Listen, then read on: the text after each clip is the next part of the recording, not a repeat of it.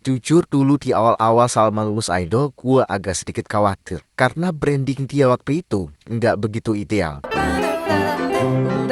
Salah satu hal yang paling gue syukuri dari Salma adalah setelah kurang lebih 2 tahun dia lulus idol, personal branding dia udah sangat settle sih, kalau menurut gue ya. Dan ini sangat terlihat dari apa yang diperbincangkan orang-orang tentang dia di sosial media. Jujur dulu di awal-awal Salma lulus idol, gue agak sedikit khawatir. Karena branding dia waktu itu nggak begitu ideal. Kalau kalian ingat, dia itu dulu pernah punya branding anak tongkrongan. Dan mohon maaf, dia juga punya branding shipper di awal-awal. Dan itu salah satu alasan kenapa gue akhirnya putar haluan dan fokus bikin konten yang bahas musikalitasnya Salma. Saat itu minim banget orang yang benar-benar ngomongin dia sebagai musisi atau sebagai penyanyi. Mayoritas perbincangan dia di sosial media saat itu kalau nggak bahas fisiknya Salma yang cantik, tinggi, jarinya lentik dan lain-lain, sisanya ya bahas tentang siper gitu loh. Dan kerendaman dia, kelucuan dia.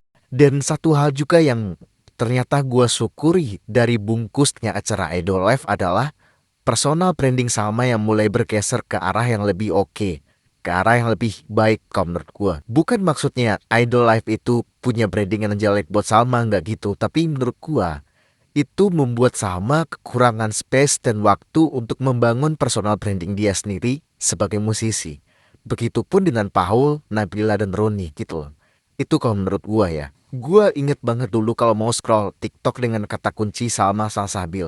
Itu VT-VT yang keluar didominasi hal-hal yang gak ada hubungannya sama dia sebagai seorang penyanyi atau musisi.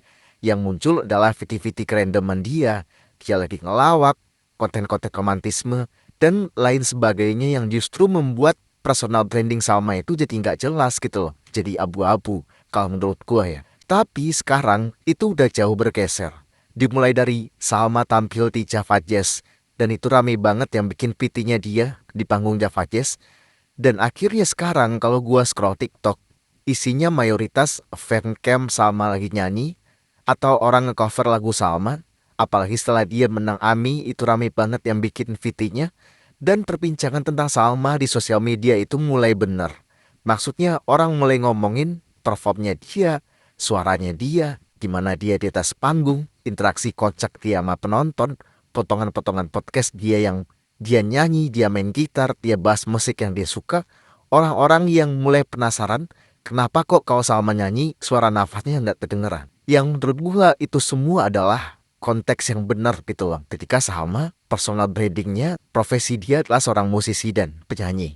Itu yang akhirnya bikin gue seneng dan lega juga. Walaupun hal-hal menarik dari dia di luar konteks musik itu tetap perlu ya. Tetap harus ada, asalkan tidak melampaui batas gitu loh. Dan 3 hal yang menurut gue jadi kombinasi sempurna dari terbentuknya branding Salma saat ini adalah musikalitas, intelektualitas, dan attitude. Kita nggak perlu bahas di mana dia di podcast seringkali diminta ngajarin nyanyi. Kita nggak perlu bahas di mana Anang, Andre Taulani, Arman, Ariel, Elo, David Bayu, Vincent Desta memuji permainan gitar dia. Dan kita bahkan nggak harus membahas gimana Rian The Massive, Anji, dan lain-lain yang memuji attitude dia. Nggak perlu. Kita bahkan bisa menemukan semua unsur itu hanya dari panggung AMI Award. Gua akan jelaskan. Pertama, musikalitas. 5 piala AMI itu kurang membranding apalagi coba. Ditambah perform dia di panggung AMI juga berkelas kalau menurut gua. Dia bawain lagu ngempit, lagu boleh juga.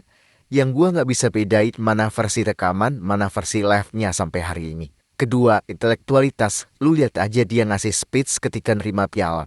Nggak bertele-tele, nggak gugup, ngomongnya lancar, bahasanya rapi, nggak over, walaupun ada lucu-lucunya tapi tetap elegan. Dan yang ketiga, attitude. Ekspresi dia menang AMI yang nggak berlebihan, emosi dia yang sangat terjaga, sikap dia yang hormat ke semua orang, dia juga berterima kasih ke semua orang, nggak pernah lupa sama fanbase dia.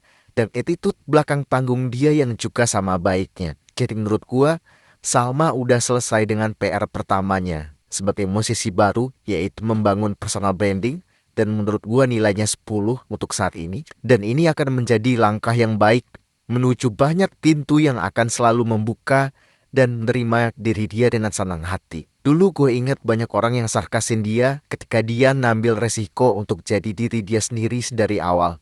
Sampai dibilang kurang didikan orang tua lah, salah pergaulan lah, dan banyaklah waktu itu fiti-fiti yang dibikin sama manusia-manusia suci yang Sah kasihin Salma waktu itu. Dan kini Salma udah terbebas dari semua itu.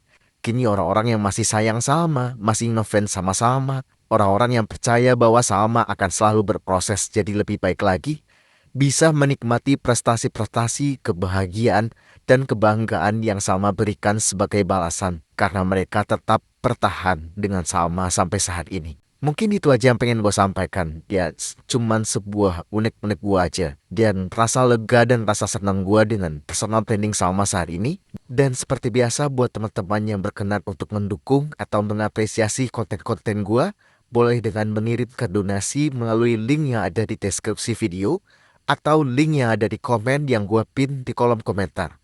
Sekian dari gue dan sampai jumpa di video berikutnya.